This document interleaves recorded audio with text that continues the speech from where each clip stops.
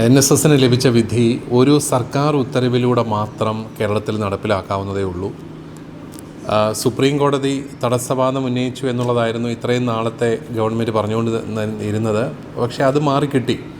NSSന് ആ വിധി ലഭിച്ചപ്പോൾ അത് മറ്റ് സമാനമായ പ്രശ്നമുള്ള മാനേജ്മെൻറ്റുകൾക്കും നടപ്പിലാക്കാവുന്നതേ ഉള്ളൂ എന്നുള്ള ഒരു നിലപാടായിരുന്നു ഞങ്ങളെന്നും ഉന്നയിച്ചിരുന്നത്. പക്ഷേ അപ്പോഴും നിയമോപദേശം മറിച്ചായിരുന്നു എന്നുള്ള ഒരു ന്യായമാണ് ഗവൺമെൻറ് പറഞ്ഞിരുന്നത്.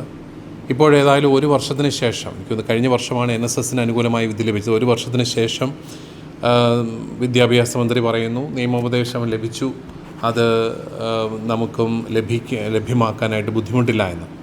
ഇതിൽ നമ്മൾ ശ്രദ്ധിക്കേണ്ടത് 22,000-ഓളം അധ്യാപകർ വർഷങ്ങളായിട്ട് ശരിയായ വേതനം ലഭിക്കാതെ വിഷമിക്കുകയാണ്. അവരുടെ നിയമനങ്ങൾ തടസ്സപ്പെടുന്ന സാഹചര്യം ഉണ്ടാവുകയാണ്.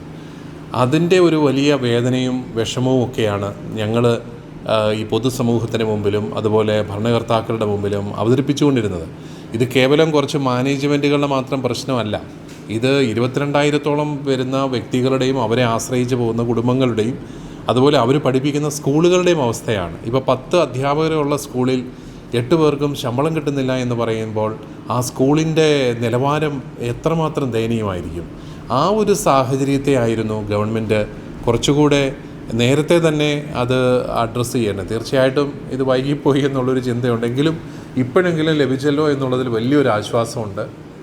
കാരണം ഈ ഗവൺമെൻറ്റിൻ്റെ കാലഘട്ടത്തിൽ തന്നെ അത് നടപ്പിലായി കിട്ടുന്നു എന്നുള്ളത് തികച്ചും ആശ്വാസകരമാണ്. ഞങ്ങൾ വിദ്യാഭ്യാസ മന്ത്രിക്കും മുഖ്യമന്ത്രിക്കും എല്ലാവർക്കും പ്രത്യേകമായിട്ട് നന്ദി പറയുകയാണ്.